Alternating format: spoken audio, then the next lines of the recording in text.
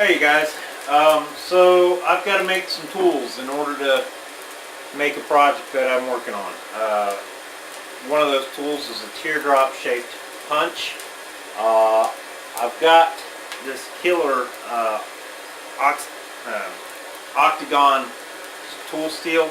It's 4140, pretty good stuff. I'm starting out with, well, because I've got a stupid end on here, we're going to cut it back at 5 inches. But we're starting out with 5 inches of good 4140 tool steel. Yeah, so fire's just about up and running now. We're going to get this done pretty quick and maybe shoot out a real quick video today. Anyway, thanks for coming along, and look forward to having you with me and having some fun today. So, yep, here we go.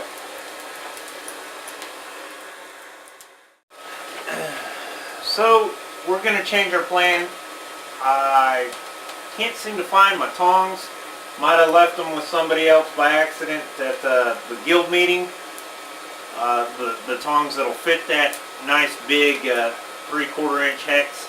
I also have some 1/2 inch hex in still attached to a long rod. So that's what we're going to do. That's what I've got in the fire. Currently, I'm going to work the taper down and work that into the size punch. Then I'll cut it off of the parent stock.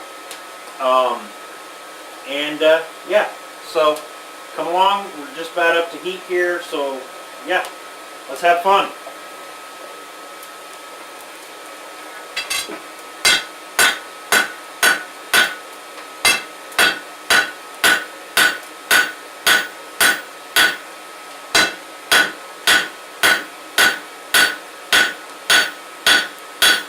Actually going to take that from hex down to 4 sides, and I keep saying it's hex. It's not hex, it's octagon. So we're going to take that from 8 sides down to 4.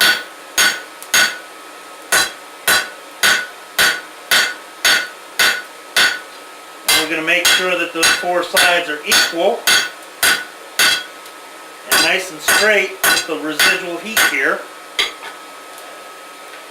And we're going to take a quick look and see how bad we fish lifted. Not bad at all. It's still doable. So in this next heat, I'm going to tap it from the end of the bar and upset it just a little bit so that I don't have that octagon, well, I'm sorry, so that I don't have it going to that fish mouth, or cupping is what it's called. Because I really don't want that.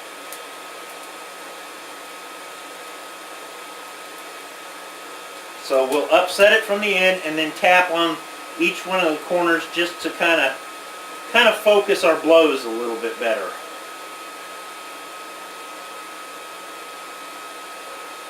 Drive that material down into the center of it rather than, you know, just moving the outside edges. Also, making sure that we have a good soaking heat is pretty important for that. So I'm going to turn the blower off and let it sit in there and come up to heat slower. But yep, we're there.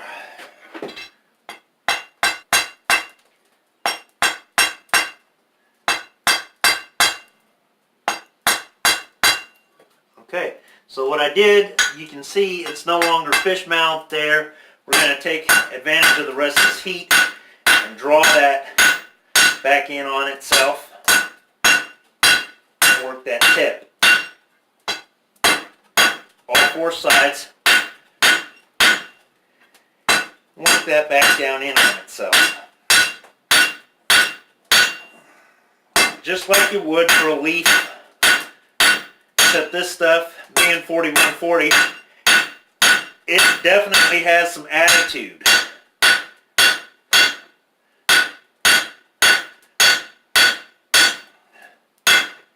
Let's see. Yeah. So See, there you can tell it took care of all that fish mouthing. None of that nonsense going on there. I do have a little bit to dress up. And just a quick planish so that we don't wind up building in any cold shuts. Of course, we're going to wind up reshaping and grinding quite a bit on this tip anyways. So if we get a little bit of it, it's okay, because we'll take care of it on the end of things.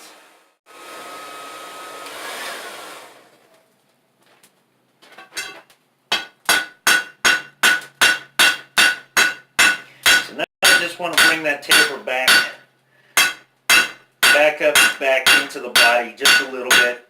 Redress all sides.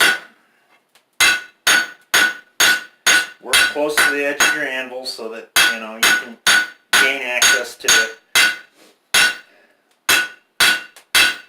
So that the workpiece is still supported.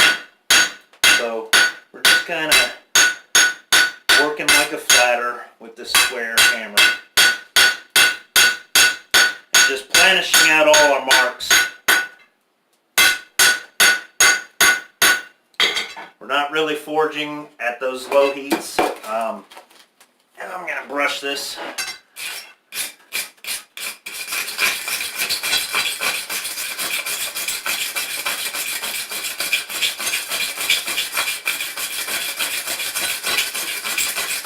Get all the scale off it for distance so I can actually see what I'm doing.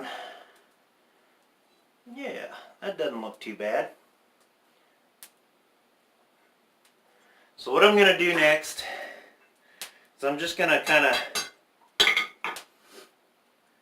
kind of work on the back side of this where I want it to be, because what I really want to do is I want to drive two of those four corners in, give it a little bit more mass there, and then just here and here we'll go opposite corners and drive it into the center so that that part's a little flatter, puts that mass back up in there, and that'll give me some metal to work with as I grind. I really just need a little tiny teardrop punch. That's what we're making. It's just a small teardrop punch, and it'll be rounded up and all that. But yeah, so we'll come back, knock those two sides in, and then we'll start working back here. We'll take a good long heat on it, slough off all that snot, the scale, clean up our metal pretty well, and then we'll cut it back here and be working on that back side. So we'll put that in the fire and we'll be back. Kind of coming in at a lower heat. I don't really want to misshape too much of this. I just want to knock those two sides in.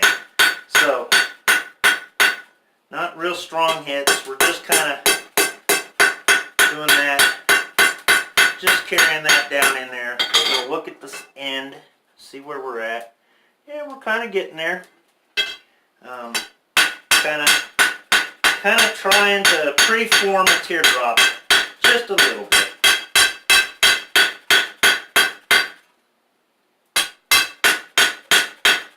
So it's not quite a losange or diamond, whatever you want to call it, but just kind of rounding in that little bit, pushing that metal into the center. I'm going to brush the scale off as it cools.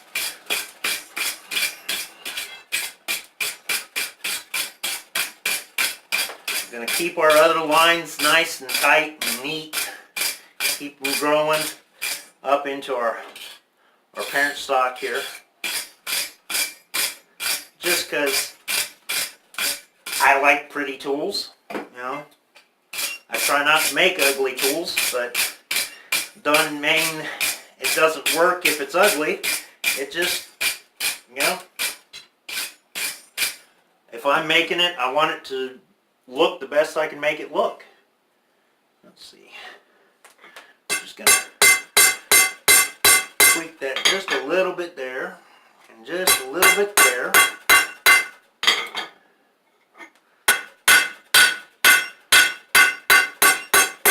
Just a little planish. Planishing. Okay. So, we're going to carry the heat up, higher up in here. We're going to make sure everything's nice and flat and straight.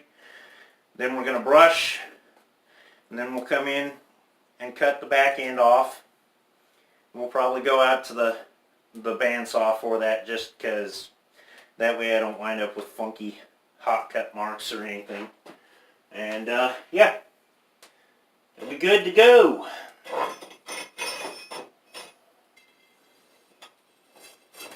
So drive that far up in the fire there. Cover it up.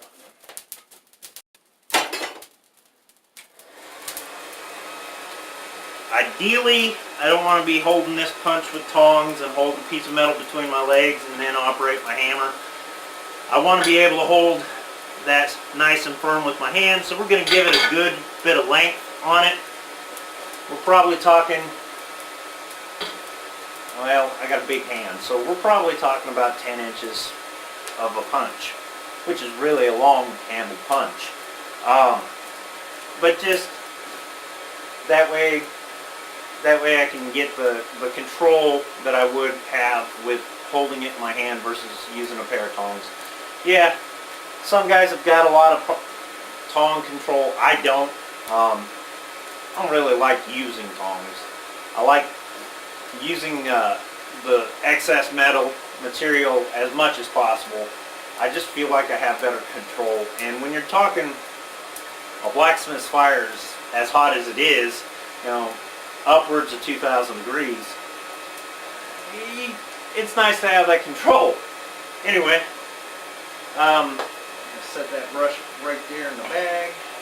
Get ready to move this a little bit. Let's see what we got here. I'll run my mouth while this heated up and keep you all entertained a little bit. So we got our heat further back up in here. We're gonna just kind of make sure everything's on a good plane where we want it.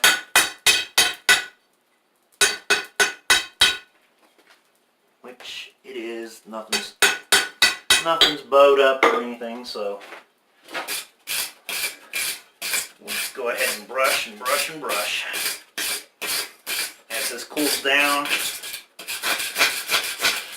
we're going to carry that scale off and away, and we'll wind up with a nice little finish on this. It is going to be a hot working tool. I'm not worrying too much about hardening this and tempering it. It's harder than most, well, it's definitely harder than the mild steel that I work with the most. So I don't really have to worry about that. I could have made this out of mild steel, but I got this stock sitting around doing nothing with it. I've had it for a bit, and I think I'll be pretty safe to go ahead and use this stuff, and that way it'll last a little longer too. Alright, well, it's about all the brushing I can take, so we're gonna let it cool off here, and yeah, we'll come back at you after we get it cut off.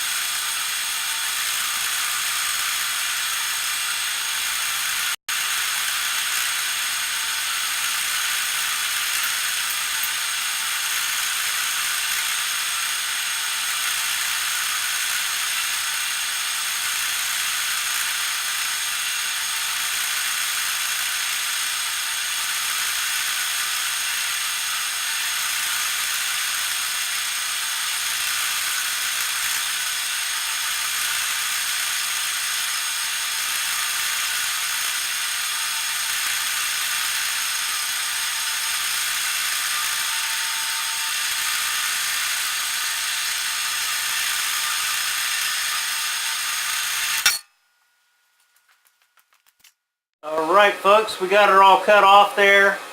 Now we're going to be working on this back side. Yeah, it's still got quite a little bit of heat there. So we're going to go ahead and work on this section here, and all we're going to do is build a striking face onto it. Yeah. And we're going to leave this thing dead soft so that it doesn't shatter, if it ever would shatter, from me hitting it too hard. But anyway, yeah. Get that in to come up to heat, and then we're just really going to work with the flats that are there. We're going to drive in just a little piece on all 8 sides so that it stays that shape and stays octagon in shape and cross section. And we're just gonna go with it. I need to have those down when I'm looking in the fire. Yeah, so we're just about up to temp. So I'll leave this going, and you can hopefully see what we're doing here without me talking too much. But yep.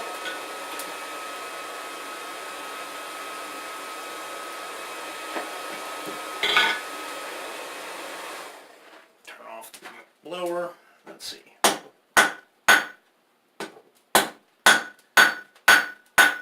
So I'm going to take it to 4 sides, drive those 4 sides in, and then we'll octagon it back out.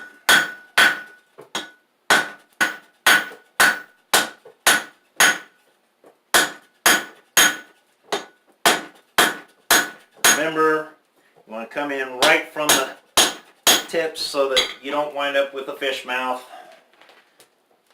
Take another heat on it, correct what fish mouthing cupping that we have, and we'll work on that taper again.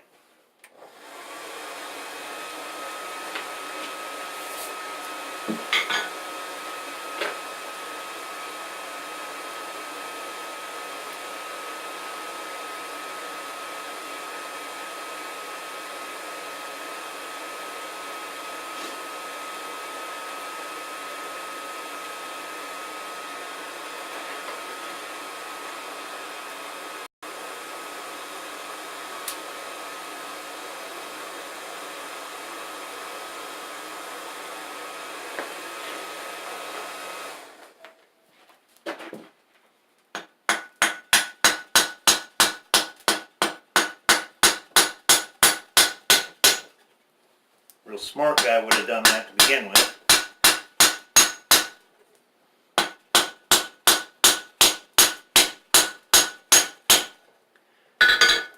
You're just kind of making a pyramid shape. And then taking those 4 corners, and you're carrying out, breaking those corners from 4 to 8.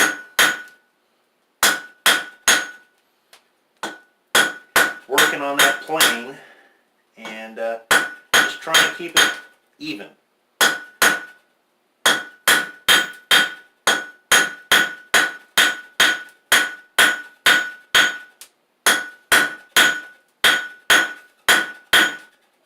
Which can be a little bit challenging, especially on a day that you're having a migraine issue and you're on some meds. Let's see. Let's finish up this edge here, make sure that's in line. Flat there.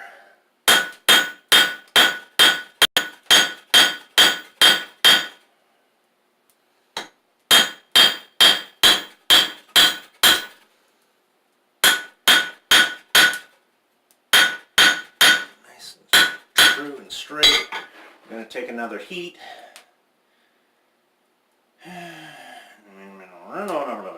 Okay, yep, we'll take another quick heat, and we'll work over that head area, and yeah, we'll have some fun today at some point. This is fun. Honest, it is.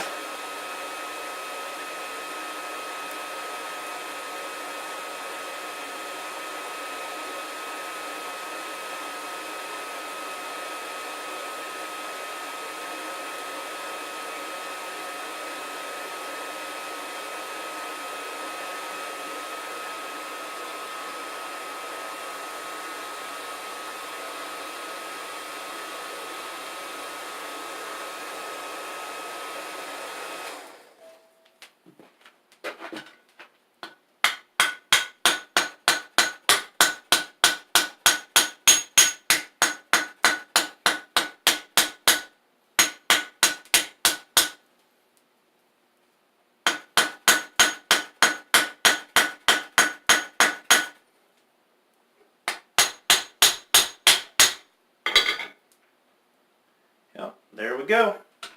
Beautifulness. Ready for a little bit of brushing and then a little bit of grinder work.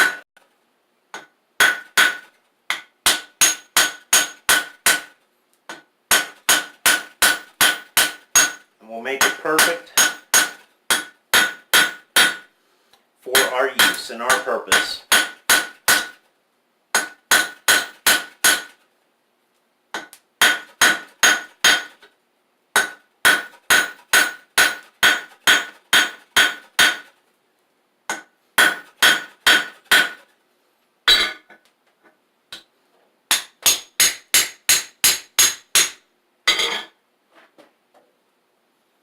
Okay, so we'll take and heat the whole thing up. Well, not the whole thing, but we'll get from the mid section up. And then we'll brush the ever-living tar out of it. And then I'll set it aside and let it cool. And I'll work on something else while it's cooling. Because I don't want to quench this. Because I really don't want it to get hard. Any harder than it already is. Definitely don't want to cool it in water because it will have a strong potential for what's called a quench crack, where it hardens so quickly due to the medium you're quenching it in that it'll actually shatter. The stresses in it will cause it to blow apart. But anyway,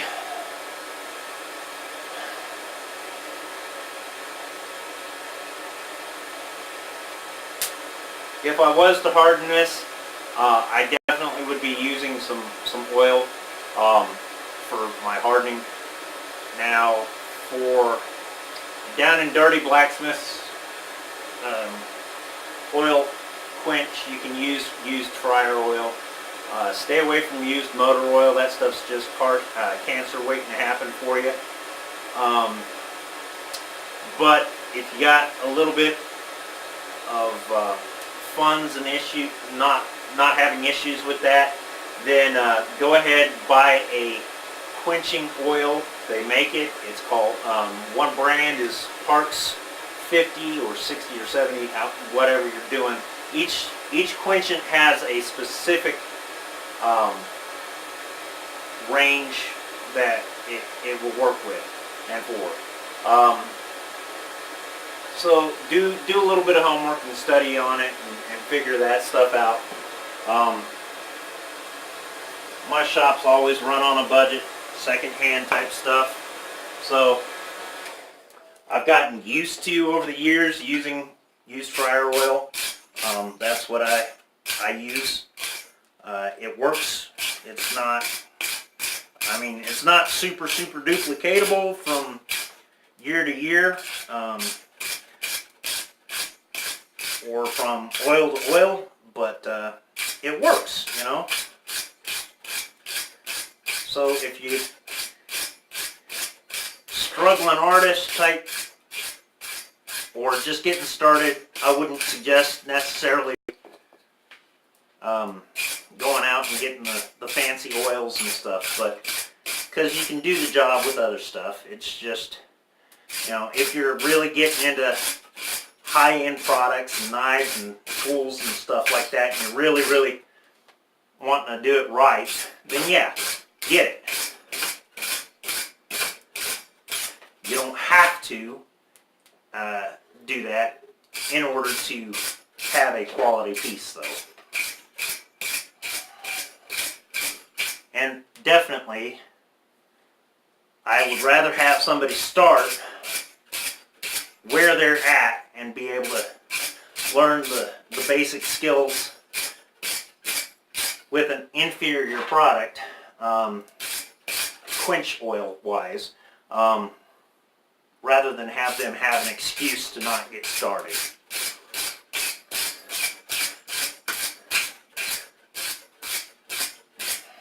Oh, that's getting pretty.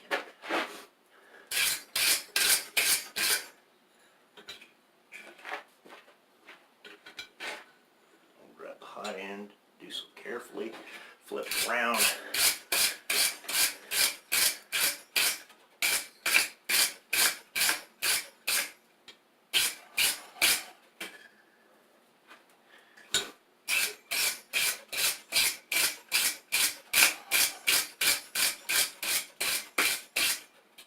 Yeah, buddy. Okay, so I will sit this down over here in a section where I'm not going to be working. Let it cool down on its own. And then I'll go to the grinder and I'll put in our teardrop shape and clean up the back side where it's the struck end just a little bit. And then she'll be good to go, good for use. Let's see, what did we wind up with lengthwise here? We wound up with 9.5 inches, almost 10 inches. So, yeah, anyway, I'll pick you guys up and let you see what I'm doing here when it comes time for the grinder. I guess I'll take you with me on that, and we might fast forward through some of that stuff. It's not real fun to watch, but you know, it might be for somebody. Anyway, I'm happy with that. Real happy with the rough forging, which I guess it's not super rough, but yeah, it looks good. It's usable. Anyway, y'all have a good day.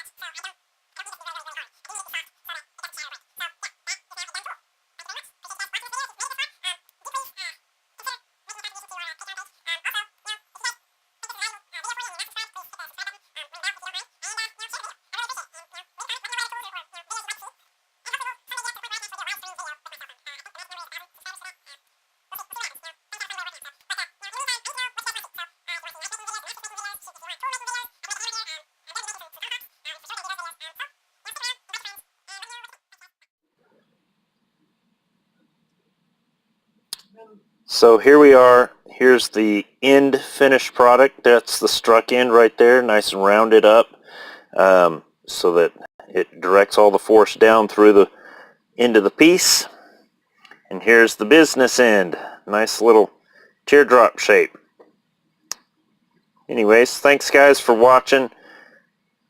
We'll catch you on the next one.